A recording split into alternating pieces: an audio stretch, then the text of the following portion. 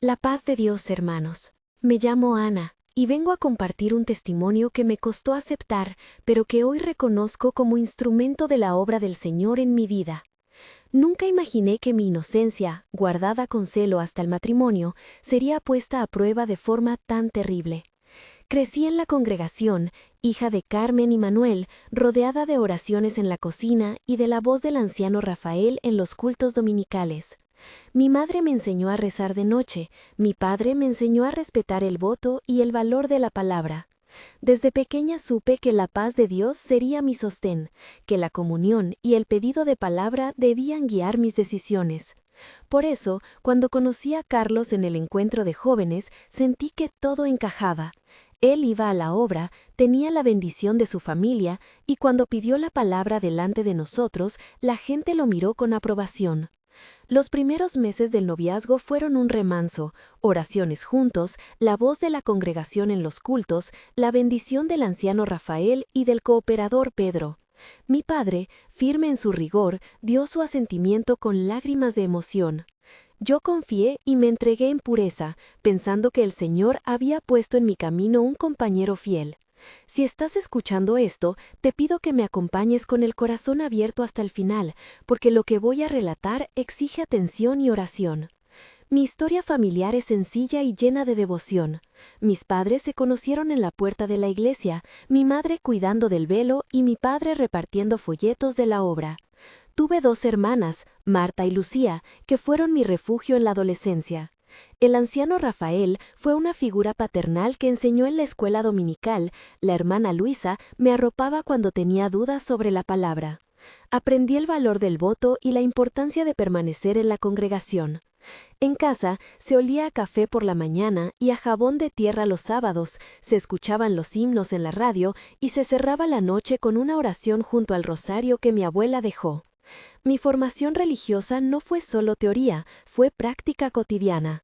Me enseñaron a pedir confirmación al Señor antes de cualquier decisión importante. Por eso, mi backstory no es un detalle menor, son entre cuerpos de confianza, rituales que me sostuvieron cuando la tormenta vino. Esta parte de mi vida la recuerdo con cariño y con una sensación de responsabilidad. Ser hija de la obra significaba llevar una carga de ejemplo, y yo la tomé con seriedad. En la casa de mis padres aprendí a escuchar el susurro del vecino que venía a pedir consejo, a preparar comida para quien llegaba con el corazón afligido, a servir en la obra cuando el cooperador Pedro necesitaba apoyo en los cultos. Todo eso formó el corazón que llegaría al matrimonio con la inocencia protegida por enseñanzas y votos. El encuentro con Carlos tuvo el brillo de una escena que creí escrita por Dios. Lo vi por primera vez en la puerta de la iglesia, con la camisa planchada y una sonrisa que parecía sincera. Hablamos minutos que se volvieron horas entre cafés y paseos después de los cultos. Recuerdo su voz al pedir la palabra por primera vez por mí, diciendo que veía en mí una hermana temerosa de Dios.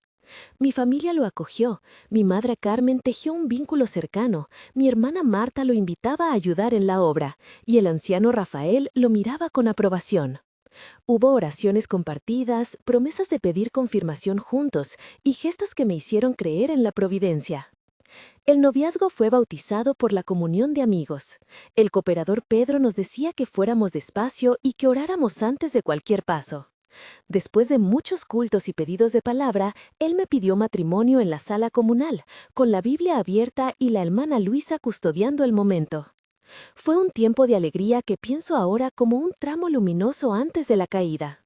La boda fue una mañana de verano. La iglesia olía a flores sencillas y al perfume que mi madre había guardado para ese día. Vestí mi velo con reverencia, mi padre caminó a mi lado hasta el altar y el anciano Rafael pronunció la bendición. La comunión se llenó de lágrimas y de himnos. La gente de la congregación cantó con voz que parecía sostener el techo de la casa de Dios. Fue una ceremonia íntima y pura, y la luna de miel, corta y sencilla, tuvo el calor de dos corazones que creían iniciar un hogar bajo la promesa divina. Montamos el cuarto con la mesa heredada de mi abuela, el velo quedó guardado en un cajón, y la casa tomó el aroma del pan que yo aprendí a amasar con mi madre. Los primeros meses fueron de trabajo en conjunto, Dios en las mañanas, oración antes de dormir, visita a la obra los domingos. Sin embargo, entre la rutina y las risas, comenzaron a aparecer pequeños temblores, llegadas tardías, excusas que olían a verdad a medias, miradas que se apagaban en mi presencia. Yo, que había guardado mi inocencia como un tesoro, comencé a sentir una inquietud que no sabía poner en palabras. Los sonidos de la noche se volvieron sospechosos, y la paz, por primera vez desde mi infancia, se fracturó. Con el tiempo, pequeños síntomas en mi cuerpo trajeron preguntas que no esperaba. Empecé a sentir molestias que atribuía a la nueva vida con tareas y estrés. Me dolía la cabeza de forma intermitente, había inflamaciones que no se quitaban con reposo y una sensación de vacío que la oración no llenaba del todo. Busqué ayuda en la hermana Lucía y en la madre de la obra, quienes me recomendaron ver a un médico de confianza que atiende a hermanas de la congregación. La consulta médica fue una mezcla de luz fluorescente, olor a desinfectante y la voz serena del doctor Marcos, quien con profesionalidad me pidió análisis. Cuando recibí el informe médico, la palabra que más recuerdo fue choque. El diagnóstico sugería una infección que solo se explica por relaciones sexuales fuera del matrimonio. En ese instante, el mundo se detuvo. Sentí el frío del consultorio, el tacto de la silla de plástico contra mi piel, el sonido amortiguado del pasillo y el perfume del doctor Marcos como si fueran notas de una escena que no me pertenecía. Empecé a temblar y a repetir oraciones que sonaban a eco. Me aferré a la Biblia que llevaba en la cartera, busqué la presencia de Dios en ese papel impreso y pedí que la verdad apareciera. ¿Podría un error médico ser la respuesta? ¿Podría yo haber sido la causa sin saberlo? La duda abrió una herida que no sabía cómo suturar.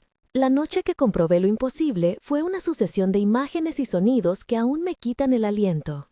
Encontré en su celular mensajes con nombres que no eran los de la congregación, fotos que mostraban encuentros en lugares que no visitábamos y una conversación que dejaba poco a la imaginación. El tacto frío del teléfono en mis manos, la luz azul de la pantalla reflejada en mis ojos, el olor a café derramado en la mesa de la cocina y el sonido lejano de la radio de la vecina formaron un telón sensorial que hizo cada prueba más real. Recuerdo que hablé con él y que nuestras voces fueron un diálogo tenso y cortante. Carlos dijo, tratando de explicar, «Yo no entiendo, Ana». Ana respondió con la voz entrecortada, «¿Entonces qué es esto?» Carlos insistió, «No es lo que parece, por favor escúchame». Yo repetí, «¿Cómo no va a ser lo que parece si yo tengo pruebas en la mano?» Hubo una pausa larga, el ruido de la llave en la cerradura, y él susurró, «Perdóname». Volví a preguntar, «¿Con quién?» Y él respondió, «Con alguien que conocí en un viaje». Yo le dije, «¿Y por qué mentirme?» Él dijo, «No supe cómo decirlo». Le pedí, «Dime la verdad ahora». Él cerró los ojos, respiró y confesó lo que ya imaginaba. La conversación tuvo varias idas y vueltas hasta sumar al menos 5 intercambios donde cada palabra quemaba más que la anterior.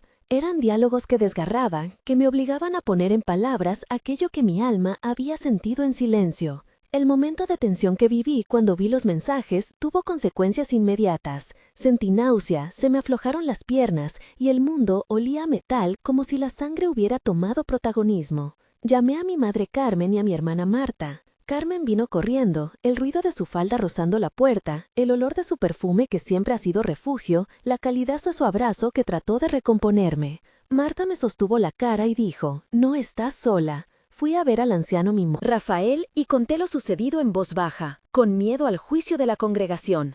El anciano escuchó, puso su mano sobre mi cabeza y dijo, «Vamos a orar y a buscar la verdad con canas y prudencia». Esas palabras me dieron un hilo de esperanza, pero la herida seguía abierta y la duda sobre mi propia inocencia se mezclaba con la rabia hacia el hombre que había jurado fidelidad. El proceso se volvió también técnico. Recogimos mensajes como prueba, hicimos captura de pantalla, fuimos al médico de nuevo para certificar el informe y pedimos que el informe médico quedara por escrito y firmado. Todo ese procedimiento legal y sanitario fue descrito con detalle al anciano y al cooperador Pedro para que la congregación supiera que no actuábamos por impulso, sino buscando la verdad. La decisión de salir de nuestro hogar no fue instantánea, fue una planificación que sucedió a contrarreloj. Esa noche empacamos lo necesario en silencio. El sonido de la cremallera de la maleta, la sensación áspera del lino en las manos, el olor a colonia vieja que quedaba en la camisa de Carlos y el frío del pasillo hicieron del acto algo casi ritual. Fui a pedir fuerzas en la oración, me arrodillé sobre la alfombra de la sala que tantas veces fue testigo de mi devoción y supliqué al Señor por dirección. Mi madre me abrazó, mi padre Manuel habló con firmeza sobre la protección del hogar y el anciano Rafael nos ofreció un lugar temporal en la casa de la obra si hacía falta. Marta dijo, no te preocupes por las cosas, nosotras nos hacemos cargo. Llegamos a la casa de mis padres con las manos vacías de certezas pero llenas de pruebas. Iniciamos medidas concretas, consultamos a un abogado recomendado por la hermana Luisa, presentamos el informe médico y notificamos al anciano de la congregación sobre la situación. En esas horas comprendí que la oración debía ir acompañada de acciones prácticas para proteger nuestro voto y nuestra dignidad.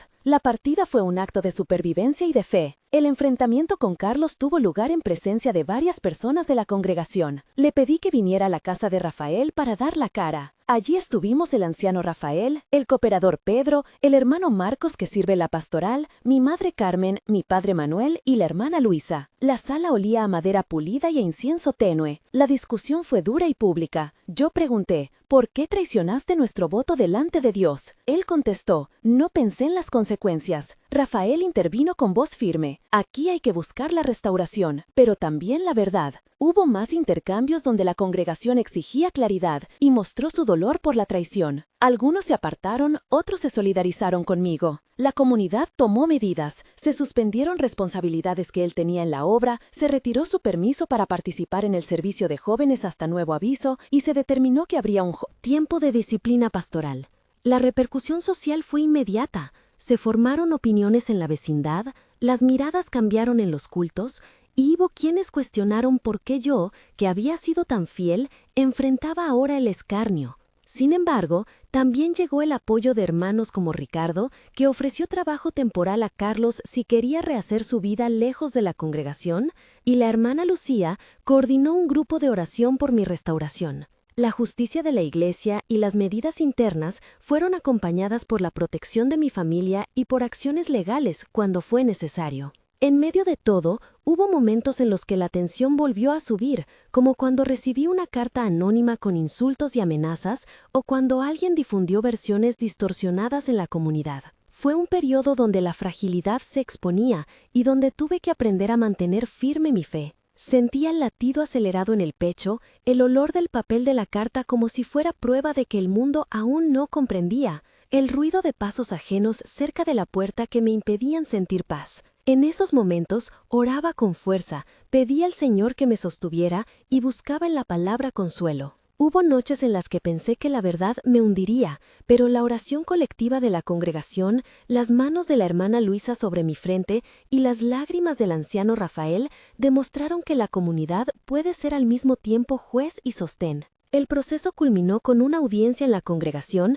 donde Carlos pidió perdón públicamente y con la decisión de la mesa de ancianos de darle un tiempo de disciplina para que, si en verdad se arrepentía, pudiera buscar restauración de forma responsable. El epílogo de esta historia se despliega en 3 tiempos que quiero compartir con sinceridad, porque la restauración no es línea recta, sino camino tejido de días y manos amigas. Un mes después de los hechos vivíamos con una rutina nueva. Yo trabajaba en el taller de costura que montó la hermana Lucía para ayudarme a sostener el hogar. Mi hijo no había llegado todavía, pero sentía que mi útero y mi alma buscaban calma. Y las oraciones en la noche eran menos desgarradas y más firmes. En ese primer mes me dediqué a curarlo inmediato, acudir al centro de salud para confirmar mi estado físico, seguir el tratamiento recetado por el doctor Marcos y recibir el abrazo de mi familia. Sentía el olor del café en la cocina de mi madre como si cada taza fuera un recordatorio de pertenencia y aprendí a escuchar mi respiración como señal de que podía volver a caminar. 3 meses después, la congregación había realizado un proceso de reconciliación comunitaria. Se organizó una reunión de comunión donde se habló de perdón, responsabilidad y cuidado. Yo participé desde una distancia prudente, observando cómo algunos hermanos se acercaban para ofrecer disculpas por juicios apresurados y cómo otros no sabían aún perdonar. En esos meses me volví a dedicar a la obra desde otro lugar, apoyando en la confección de manteles para el culto, ayudando en el banco de alimentos que coordina Pedro y recibiendo la palabra del anciano Rafael en la que se recordaba que la gracia de Dios es mayor que nuestras faltas. 6 meses después, la vida mostraba señales concretas de reconstrucción. Yo había retomado mis oraciones con más sabiduría, había iniciado terapia con una profesional recomendada por la hermana Lucía para curar las heridas emocionales, y mi relación con la congregación se había transformado en una comunión más madura. Carlos había cumplido con el tiempo de disciplina y había pedido perdón públicamente. La mesa de ancianos decidió que cualquier reinstauración de su participación en la obra dependería de pasos visibles de arrepentimiento y de consejería. En ese lapso, mi familia me sostuvo en tareas concretas. Mi padre Manuel me ayudó a pintar la nueva pared de la sala. Marta organizó visitas de hermanas para acompañarme y Ricardo ofreció empleo temporal a quien necesitara rehacer su vida lejos de la congregación. Hoy veo que la verdad, por más devastadora que sea, puede servir para establecer límites sanos y para que la obra no permita la impunidad. Durante todo este proceso hubo procedimientos técnicos que debieron realizarse con cuidado y precisión. Registramos las pruebas digitales con fecha y hora usando capturas de pantalla verificadas por un perito amigo de la congregación. Solicitamos un informe médico formal firmado por el Dr. Marcos y su sello y consultamos a un abogado que redactó una solicitud formal a la mesa de ancianos para que se abriera un proceso de disciplina eclesiástica. Esos pasos fueron necesarios para que la verdad tuviera respaldo y para que mis acciones no fueran interpretadas como calumnias. El proceso técnico, aunque frío en apariencia, me dio una sensación de orden que contrastaba con el caos emocional. Si llegaste hasta aquí, te pido un momento para que compartas este espacio con el corazón abierto. Si alguna vez pasaste por una traición, escribe en los comentarios "Yo escuché" y comparte brevemente tu experiencia. No juzgamos, escuchamos y oramos. Tus palabras pueden ser el consuelo que otra hermana necesita en la madrugada. Si necesitas oración, escribe pidiendo oración y la congregación se unirá en comunión por ti. Los comentarios ayudan a construir una red de apoyo y a recordar que la obra no es solo ritual, sino comunidad viva. Ahora continúa conmigo para ver cómo, al final, la mano de Dios se manifestó en acciones concretas y en la restauración que voy experimentando hoy. Mi conclusión es firme. Pasé por dolor, pero no por derrota. Dios me sustentó en noches largas, me dio sabiduría para actuar con prudencia y me permitió sentir el amor de mi familia y de la congregación que supo escuchar. Tomé decisiones concretas, seguí el tratamiento médico, presenté las pruebas, busqué asesoría legal y me involucré en la obra de una forma renovada. Si estás pasando por algo similar, no te guardes la carga, pide oración, busca ayuda médica y legal, y confía en que la comunión de hermanos puede sostenerte. Si este testimonio tocó tu corazón, suscríbete para encontrar más relatos de esperanza y comparte este video con alguien que pueda necesitar escucharlo. Deja tu comentario pidiendo oración y te aseguramos que oraremos por ti. Que el Señor te sostenga, que la paz de Dios habite en tu hogar y que la gracia del Señor te guíe hacia la restauración. Amén.